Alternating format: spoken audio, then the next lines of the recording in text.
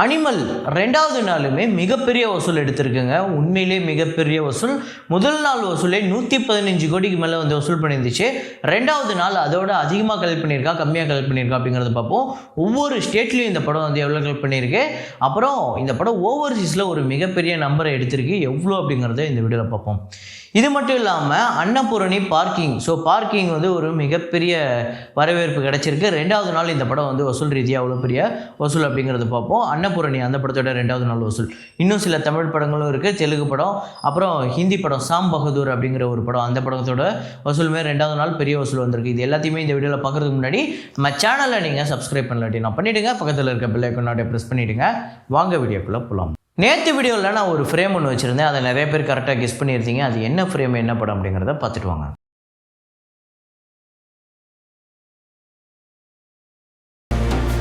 கான்சாரோட காடை அவங்க தங்களோட கோட்டையாக மாற்றிக்கிட்டாங்க.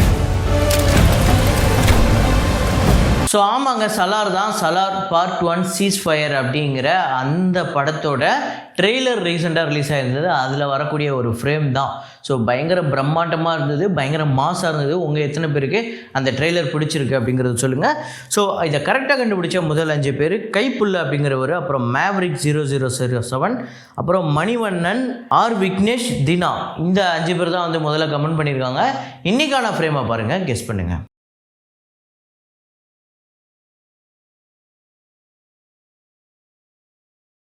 மிக்ஜாம் புயல், இந்த புயல் வந்து ஒரு பயங்கரமான ஒரு தீவிரமாக வந்துக்கிட்டு இருக்குது. நான் வந்து உங்களுக்கு சொல்ல வேண்டியது ஒன்று தான். என்னென்னா, நம்மளுக்கு வேலை இருக்கும், நம்ம ஏரியாவில் தண்ணி போகிற அளவுக்கு இருக்கிற இடத்துக்கு தான் நம்ம போக முடியும். அதையும் தாண்டி இடுப்பு அளவுக்கு தண்ணி இருக்கிற இடங்கள்லாம் சென்னையில் நிறைய இடம் இருக்குது, சில ஊர்லாம் இருக்குது. அந்த இடத்தெல்லாம் போகாமல் தவிர்க்கிறது நல்லது. அதையும் தாண்டி இந்த கரண்ட் ஒயர் அது இதுன்னு அங்கே இங்கேன்னு நிறையா விஷயங்கள் நடந்துக்கிட்டு இருக்குது. கொஞ்சம் நீங்களும் ஜாக்கிரதையாக இருங்க, உங்கள் வீட்டு குழந்தைங்களையும் ஜாக்கிரதையாக வச்சுக்கோங்க. அதுக்கடுத்து தான் இந்த வீடியோவில் இன்னொரு படத்தோட வசூலையும் பார்க்க போகிறோம். உரியடி ரொம்ப நாளாக ஒரு நண்பர் கேட்டுருந்தார், அதையுமே இந்த வீடியோவில் நம்ம இறுதியாக பார்த்துருவோம். அதுக்கு முன்னாடி சாம் பகதூர் அப்படிங்கிற ஒரு படம், அந்த படத்தோட Day 2 கலெக்ஷன் இந்தியாவில் வந்து 10,91,00,000, வேர்ல்டு வைடு 11,37,00,000. முதல் நாளை விட 2வது நாள் சூப்பராக வந்து வசூல் பண்ணியிருக்கு. இந்தியாவில் இதுவரையும் 17,31,00,000, வேர்ல்டு வைடு 18,77,00,000 வந்து வசூல் பண்ணியிருக்கு. இந்த படத்தோட பட்ஜெட் 65 கோடி. மங்களவாரம் அந்த படத்தோட 16வது நாள் வசூல் ஆந்திரா தெலுங்கானாவில் 31,00,000, வேர்ல்டு வைடு 34,00,000 வந்து வசூல் பண்ணியிருக்கு. இதுவரையும் வேர்ல்டு வைடு இந்த படம் 22,67,00,000. சப்த சாகரடாச்சே எல்லோ சைடு பி, அந்த படத்தோட Day 16 கலெக்ஷன் கர்நாடகாவில் 14,00,000, வேர்ல்டு வைடு 15,00,000. இதுவரையும் இந்த படம் 14,16,00,000 வந்து வசூல் பண்ணியிருக்கு. இந்த படத்தோட பட்ஜெட் 20 கோடி. ஆதிகேசவா அந்த படத்தோட Day 9 கலெக்ஷன் ஆந்திரா தெலுங்கானாவில் 41,00,000, வேர்ல்டு வைடு 49,00,000. ஆந்திரா தெலுங்கானாவில் 9,98,00,000 டோட்டலாக வந்து வசூல் பண்ணியிருக்கு. World wide 11,63,00,000. காதல் த கோர் மலையாள படம், ஜோதிகா அப்புறம் மம்முட்டி, Day 10 கலெக்ஷன் கேரளாவில் 34,00,000, வேர்ல்டு வைடு 38,00,000. 9,91,00,000 கேரளாவில் டோட்டலாகவும், வேர்ல்டு வைடு 14,50,00,000 வந்து வசூல் பண்ணியிருக்கு. இந்த படங்களோட ஷேர் டீட்டெயில்ஸ்லாம் வரப்போகிற நாட்களில் நம்ம பார்ப்போம். டைகர் 3 அந்த படத்தோட Day 21 கலெக்ஷன் இந்தியாவில் வந்து 61,00,000, வேர்ல்டு வைடு வந்து 82,00,000. இந்தியா முழுக்க இந்த படம் 321 கோடியே 34,00,000, வேர்ல்டு வைடு 436 கோடியே 96,00,000 வந்து வசூல் பண்ணியிருக்கு. ஜிகர் தண்டா XX அந்த படத்தோட Day 23 தமிழ்நாட்டில் 14,00,000, வேர்ல்டு வைடு 16,00,000 வந்து வசூல் பண்ணியிருக்கு. இதுவரையும் தமிழ்நாட்டில் 47 கோடியே 31,00,000, வேர்ல்டு வைடு 66 கோடியே 49,00,000 வந்து வசூல் பண்ணியிருக்கு. அப்புறம் போன வாரம் ரிலீஸ் ஆன ஜோ, ரியோ ராஜா அவர்களோட படம். இந்த படம் வந்து ஓரளவுக்கு சூப்பராக தான் போய்கிட்டு இருக்குது. இருந்தாலும் இப்போ கொஞ்சம் கம்மியாகிருக்கு. 14,00,000 தமிழ்நாட்டிலையும், வேர்ல்டு வைடு 16,00,000 வந்து வசூல் பண்ணியிருக்கு. இதுவரையும் தமிழ்நாட்டில் 1,95,00,000, வேர்ல்டு வைடு 2,19,00,000 வந்து வசூல் பண்ணியிருக்கு. இந்த படத்தோட பட்ஜெட் 3.5 கோடி. 80s பில்டப் இந்த படத்தோட Day 9 கலெக்ஷன் தமிழ்நாட்டில் 8,00,000, வேர்ல்டு வைடு 10,00,000 வந்து வசூல் பண்ணியிருக்கு. இதுவரையும் 5,98,00,000. தமிழ்நாட்டை பொறுத்தவரையும் இன்றைக்கி நாளைக்கு இப்போ எனக்கு தெரிஞ்ச ஒரு 4-5 நாளைக்கு சுத்தமாக தேட்டரில் கூட்டமும் இருக்காது, கலெக்ஷனும் இருக்காது. அதுக்கு ரீசன் என்ன அப்படிங்கிறது உங்களுக்கு தெரியும். இவ்வளோ மெனக்கெட்டு மழையில் மெனக்கெட்டு தேட்டருக்கு போய் அப்படி போய் படம் பார்க்கணுங்கிற க்ரௌடு ரொம்ப கம்மி தான். எனக்கு தெரிஞ்சு அந்த வசூலுங்கிறது கம்மி. சில படங்கள் தப்பான டைமில் ரிலீஸ் ஆகிருக்கு. இப்போ இது வந்து அனிமல்க்கோ இல்லை வேறு ஒரு அதர் லாங்குவேஜ் மூவிக்கோ இது பெரிய பாதிப்பு இல்லை. ஆனால் டைரக்ட் ஒரு தமிழ் படம் தமிழ்நாட்டு வசூலை மட்டுமே, முக்கியமாக சென்னை வசூலை மட்டுமே, சென்னை செங்கல்பட்டு வசூலை மட்டுமே நம்பி சில படங்கள் ரிலீஸ் ஆகும். அந்த மாதிரி படங்களுக்கு, நிறையா படங்களுக்கு இந்த வாரம் ஒரு பெரிய மரணடியாக இருக்கும் போது அதுக்கு காரணம் இந்த மழை.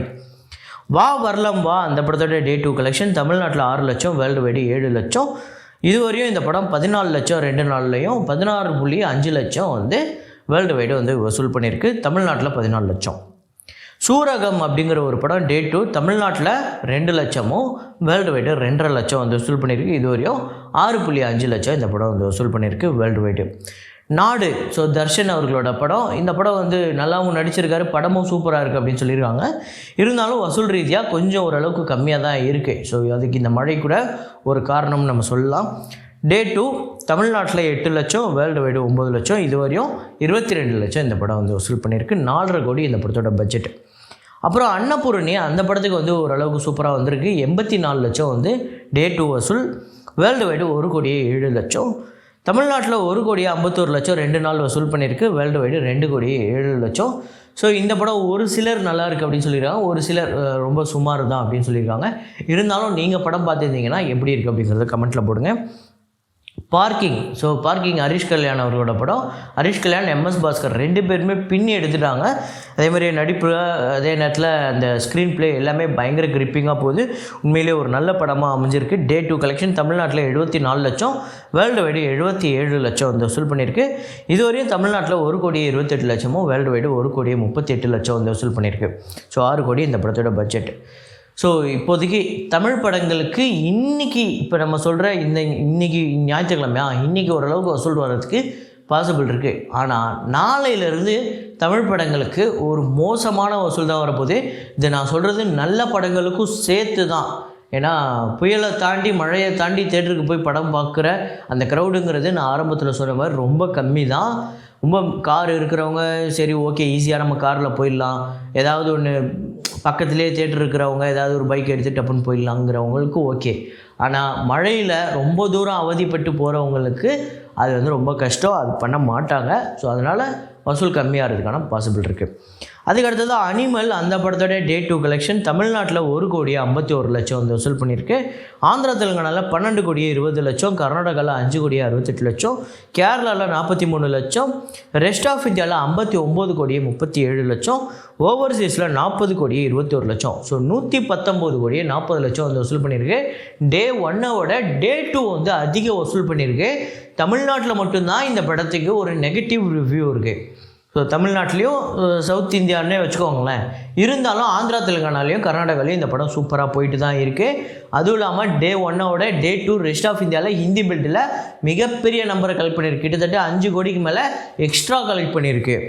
ஸோ அனிமல் படத்தோட டோட்டல் கலெக்ஷன் தமிழ்நாட்டில் 2.86 லட்சமும், ஆந்திரா தெலுங்கானாவில் 27.78 லட்சம், கர்நாடகாவில் 10.82 லட்சம், கேரளாவில் 84 லட்சம், ரெஸ்ட் ஆஃப் இந்தியாவில் 112.66 லட்சம், ஓவர்சீஸில் 80.16 லட்சம், வேர்ல்டு வைடு 235.12 லட்சம் இந்த படம் வந்து வசூல் பண்ணியிருக்கு. இந்த படத்துக்கு தேட்டர்கள் ரைட்ஸே 100லேருந்து 110 115 கோடி கிட்ட தான் போயிருக்கு. அப்படின்னா இப்போ நம்ம சொல்கிற வசூல் இருக்குல்ல, இதுவே போதுமானது. இந்த 2 நாள்லேயே இந்த படம் வந்து ப்ராஃபிட் ஜோனுக்குள்ளே போயிடுச்சு, பிரேக் இவன் பண்ணி ப்ராஃபிட் ஜோனுக்குள்ளே போயிடுச்சுன்னு தான் அர்த்தம். ஸோ 2 நாளில் ஒரு படம் ப்ராஃபிட் ஜோனுக்குள்ளே போய் மிகப்பெரிய ஹிட் ஆகிருக்கு. அப்படின்னா உண்மையிலே இந்த படத்துக்கு ஒரு பக்கம் நெகட்டிவ் ரிவ்யூ இருந்தாலுமே அதை தாண்டி இந்த படம் 2 நாளில் ப்ரொடியூசர்லேருந்து டிஸ்ட்ரிபியூட்டர்லேருந்து எல்லாருக்குமே லாபகரமான ஒரு படமாக 2 நாளில் அமைஞ்சிருக்குங்கிறது தான் பெரிய விஷயம். இந்த படத்துக்கு பட்ஜெட்டுங்கிறது கம்மி. ஸோ வழக்கமாக இந்த மாதிரி 2 நாளில் 200 கோடிக்கு மேலே வசூல் பண்ணுற படங்கள்லாம் 300 கோடி 400 கோடி பட்ஜெட்டாக இருக்கும். இந்த படத்துக்கு பட்ஜெட்டுங்கிறது கம்மி. ப்ரொமோஷன் பெருசாக பண்ணியிருக்காங்க. சவுத் இந்தியாவில் பெரிய லெவலில் ப்ரொமோஷன் பண்ணியிருக்காங்க. கிட்டத்தட்ட ப்ரொமோஷன் மட்டுமே 40 கோடி கிட்ட செலவு பண்ணதாக சொல்கிறாங்க. ஸோ அந்தளவுக்கு பெரிய ப்ரொமோஷன், அதுக்கு பலனும் இவங்களுக்கு கிடச்சிருக்கு. ஸோ இருந்தாலும் இந்த படம் நீங்கள் எத்தனை பேர் பார்த்துட்டீங்க, உங்கள் எத்தனை பேருக்கு இந்த படம் பிடிச்சிருக்கு பிடிக்கல அப்படிங்கிறத கமெண்ட்டில் போடுங்க.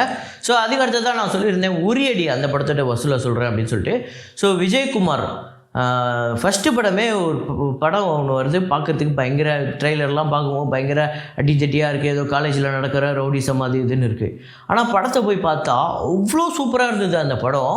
அவ்வளோ ராவாக இருந்தது. அந்த படத்தோட வெற்றியே அதுதான் நினைக்கிறேன். அதாவது நம்மளுக்கு பிடிச்சிருக்குது, வெற்றியை தாண்டி நம்மளுக்கு பிடிச்சதுக்கு அதுதான் காரணம்னு நினைக்கிறேன்.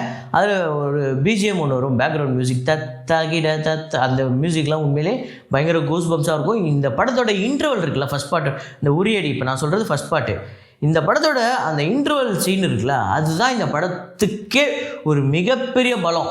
அவ்வளோ சூப்பராக இருக்கும் அந்த இன்டர்வல் சீனு. அதே மாதிரியே கிளைமேக்ஸில் இருந்து இந்த படத்தில் வரக்கூடிய சண்டை காட்சிகள் தான் அவ்வளோ தத்ரூபமாக இருக்கும். இந்த படத்துக்கு உண்மையிலே அந்த சண்டை காட்சிகளுக்காகவே இந்த படத்துக்கு தனி அப்ளாஸ் கொடுத்துடலாம். அவ்வளோ சூப்பரான ஒரு படம். ஆனால் வசூல் ரீதியாக இந்த படம் பெரிய ஹிட் ஆகலை அப்படிங்கிறது தான் உண்மை. இந்த படத்தோட பட்ஜெட் ரொம்ப கம்மி தான், 40 லட்சம். பாக்ஸ் ஆஃபீஸ் பார்த்திங்க அப்படின்னா 70 லட்சம், ஷேர் வந்து 38 லட்சம். ஸோ ஒரு ஆவரேஜ் தான் பாக்ஸ் ஆஃபீஸ் ரீதியாக பார்த்தீங்கன்னா.